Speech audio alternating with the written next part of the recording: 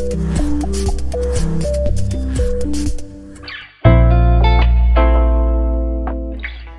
Steve Walker here again at Promise Money, and today we are talking about financing property conversions. It's a real buzz at the moment, there's lots of it around. So if you are fairly new to this, I just want to talk about some of the key considerations so you've got a bit of a feel for what you need to be thinking about if you're going to be moving forward with it and getting into financing the whole project. My starting point is you've already worked out whether it's profitable. Don't forget that when you're working out your profit, to build in the cost of finance, because if that's a big chunk and it makes it non-viable, then you're not going to be happy with it, and to be fair, neither are your lenders probably. So what are we talking about? We are talking about anything from buying a bed and breakfast and converting it to serviced accommodation or flats, or a house where you're just extending it, or commercial and converting it to residential property. We're not talking about ground up development, the big development stuff. We're talking about the deals which are far smaller than that. And there are a number of key considerations really that you need to be thinking about, because it's what I need to think about, it's what a lender will be thinking about in order to answer the questions. So if you're looking for indicative costs, there's lots of videos and to give you ideas of that, but if you're looking for indicative costs, that's fine. But if you want to move forward to the next stage, you need to have a little bit more detail. Certainly for indicative costs, what's the value of the property, what's the purchase price, or what's the value of the property, because that's going to be the starting point for all lenders. What is the equity they're putting in, what's the work you're going to be doing and the costs, what's it going to be worth when it's finished, and how much cash do you have to put into it at that point? And then it becomes a question of when do you put that cash in, but how much cash have you got? So what's the value, what's it going to cost, what's it going to be worth you finish, and how much cash have you got? And then what's your exit? And the reason the exit is important, because lenders will check to see that exit is viable. So if it's sale, does the whole thing add up, and is there going to be profit in it?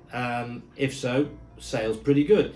If you're going to retain the asset and you're going to refinance it, then the lender's going to want us to look into finding out whether or not you can actually do that. So if your credit history is shot, which I'm sure it isn't, but if it is, then the lender's going to say, well, how are you going to refinance this? So we have to work through all of those things.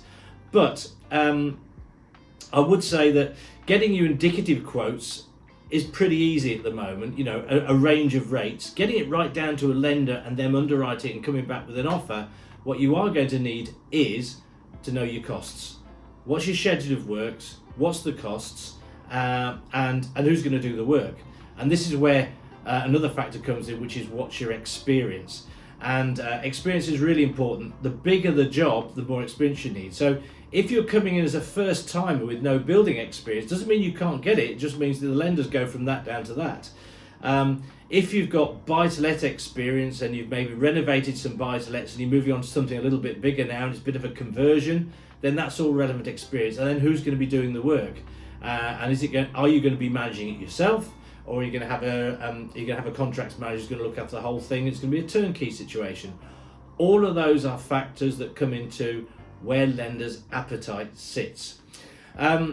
So once you've got a handle on those sort of things, and it doesn't have to be cast in stone, you know, you could just, some of those might still be a little bit loose at the early stage, and that's when you need to talk to a broker, because they can help you shape that and give you an idea.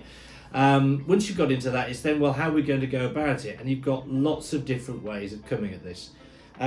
Typically, the first option that people will look to is going to be bridging finance. So do you need bridging finance? Again, a lot of this will depend on how much cash that you're putting into the deal yourself. It could be that it's standard bridging. It could be that it's heavy refurbishment bridging, which is where you've got a bridging loan plus a chunk of money to do the works. That can work quite well because it's just one deal, so you haven't got surveyors revisiting and checking things out, etc., and somebody looking over your shoulder, so that can work quite well. All the way through to bridging, where there's an element of development where it might be stage release because you haven't got enough equity to get it all in one chunk, so you've got to do a bit and build a bit and increase the value, and then you draw down some more money and you go again, and then you draw down some more money and then you go again, and you work your way in stages with the lender funding you at each stage until you get to completion. That's a really good way of doing it. Of course, if lenders are doing that, then they're going to want to check off at each stage to make sure you've done what you've said you're going to do. And there's a range of ways of doing that. Some lenders will say, send us some photos, we're fairly relaxed. Others will say, well, we want to send in a surveyor to check it at each point, and you'll be paying for that. So again, getting a handle around all of that, and again, if you've got more cash to put in, maybe you can avoid some of that, some of the monitoring, surveying. So lots of different ways of coming at that. The other thing to think about is, can you leverage other properties? Do you have other properties which have got equity in them, and a bridging or development lender can take a charge over those as well? It could be that they're unencumbered, which is easy. They'll take a charge over that. You can raise cash against those properties, which makes it easier if you're a bit light on cash on the one that you're looking to develop. You could even potentially take a second charge. Now, if it's a second charge, they're not going to lend beyond 65% really on a second charge. So if you're at 60%, it's not worth it. That 5% will be swallowed up by fees and interest. But if you've got a low LTV first charge, it might be worth looking at a second charge and offering additional property. Another way to come at it could be a second charge. You could take out a secured loan, or second charge as they're known, on other property, which would be a term loan rather than part of the development deal. So it's just a chunk of cash that you've got to put into the whole deal, and you take that out on a term loan secured on buy-to-let property, secured on your main residence. That's another way of doing it.